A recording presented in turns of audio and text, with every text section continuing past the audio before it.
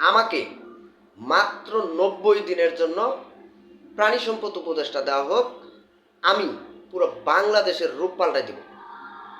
আমি চ্যালেঞ্জ করে বলতেছি, আজকের এই ভিডিওর মাধ্যমে কেন্দ্রীয় ছাত্র সমন্বয়ক হাসনাত আবদুল্লাহ, সার্জিস আলম, আসিফ মাহমুদ, নাহিদ ইসলাম, রিফাত ভাই, তারিকুল ইসলাম, আকরাম ও আরাফাত ভাই সহ কেন্দ্রীয় সকল ছাত্র সমন্বয়কদের দৃষ্টি আকর্ষণ করে বলতে চাই, দেখেন, আপনারা অনেকগুলা প্রাণের মাধ্যমে, তাজা রক্তের মাধ্যমে, ছাত্রদের তাজা রক্তের বিনিময়ে আওয়ামী লীগ সরকারকে বাংলাদেশ থেকে তাড়িয়ে দেশে একটি গণতন্ত্র ফিরিয়ে এনেছেন, যেখানে আজ মানুষ কথা বলার স্বাধীনতা পাচ্ছে, মানুষের কথা বলার স্বাধীনতা ফিরে আসছে। এই জায়গায় মানুষ গণতান্ত্রিকভাবে, গণতন্ত্র মাধ্যমে কথা বলার স্বাধীনতা ফিরে পেলেও কিন্তু মানুষের অধিকার ফিরে পাচ্ছে না। সিন্ডিকেট একটার পর একটা জায়গায় দ্রব্যমূল্যের দাম ঊর্ধ্বগতি বাড়াচ্ছে। তার মধ্যে বাংলাদেশ পোল্ট্রি শিল্প নিয়ে আমি কথা বলতে চাই। সব দ্রব্যমূল্য না, শুধুমাত্র বাংলাদেশ পোল্ট্রি শিল্প নিয়ে। পোল্ট্রি শিল্পের মাধ্যমে কি করা যায় আমি আপনাদেরকে বলি।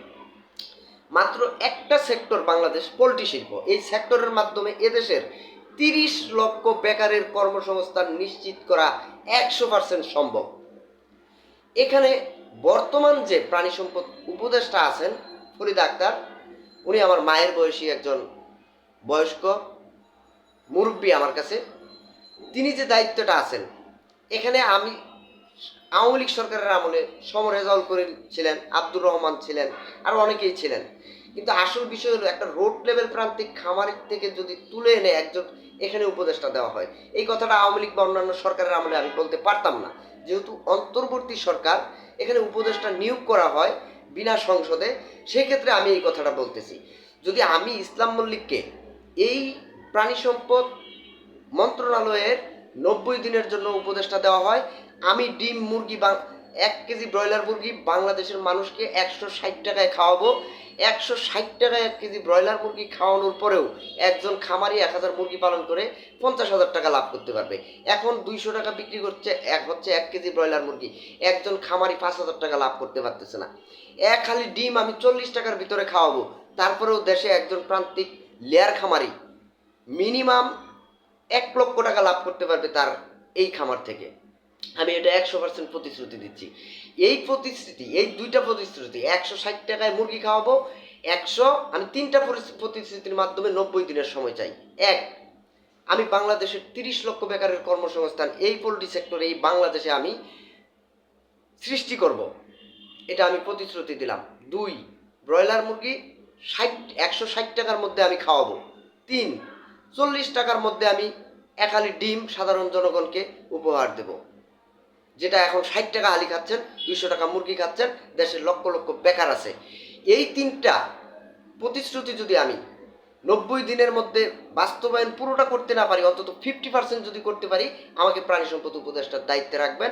যদি না করতে পারি, তাহলে বাংলাদেশ সরকারের সাংবিধানিক আইন অনুযায়ী আমি কেন এই চ্যালেঞ্জ দিলাম, এর বিচার 90 দিন পরে আমাকে আইনি প্রক্রিয়ার মাধ্যমে, আইনের মাধ্যমে আমার শাস্তি প্রদান করা হবে।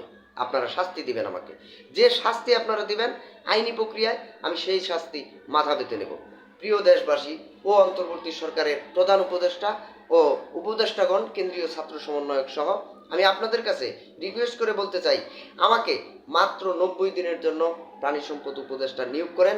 আমি আপনাদের এই বাংলাদেশের যে স্বপ্ন আপনারা বাস্তবায়ন করতে চান, এই পোল্ট্রি সেক্টরের মাধ্যমে আমি 30% বাংলাদেশের স্বপ্ন বাস্তবায়ন করে দেব ইনশাল্লাহ। আমি আল্লাহ তাআলার উপর ভরসা করে এই কথাটা বলতে চাই। আমি উপদেষ্টা হওয়ার কোনো যোগ্যতা নাই, আমি মূর্খ মানুষ, আমার যতটুকু লেখাপড়া আছে আমি তাতে এনাফ।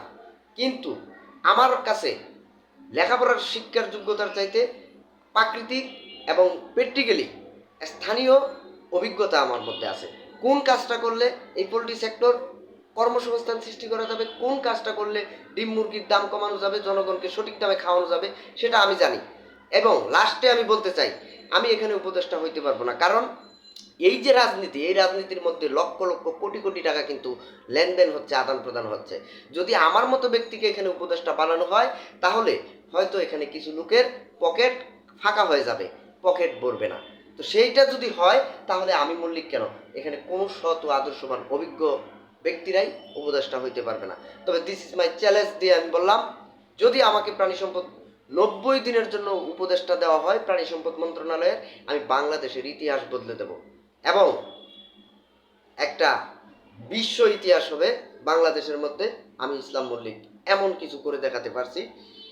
এই কথা বলে আজকের এই ভিডিও থেকে বিদায় নিচ্ছি। তবে বিদায় নেওয়ার আগে আরেকটা কথা বলে যাই, যেহেতু একটা রিস্ক নিয়ে কথা বলে ফেলছি, খামারি বন্ধুগণ এবং প্রিয় দেশবাসী, আমার এই ভিডিওটা শেয়ার করে দেবেন আপনার নিজের স্বার্থে, আপনার ভাই ভাতিজার স্বার্থে, লক্ষ লক্ষ বেকার শিক্ষিত যুবকের স্বার্থে, যারা কর্মহীন বেকার মানুষ, একজন কর্মহীন বেকার বুঝে তার লাইফটা কত ভয়াবহ কাটতেছে। তাই আমি আজকে এই ভিডিওর মাধ্যমে আপনাদের কাছে সর্বোচ্চ রিকোয়েস্ট করে একটা শেয়ার চেয়ে, একটা শেয়ার করবেন, একটা লাইক করবেন, একটা কমেন্ট করবেন, একটা মতামত দিয়ে আপনারা জানাবেন আমি যেতে পারবো কিনা।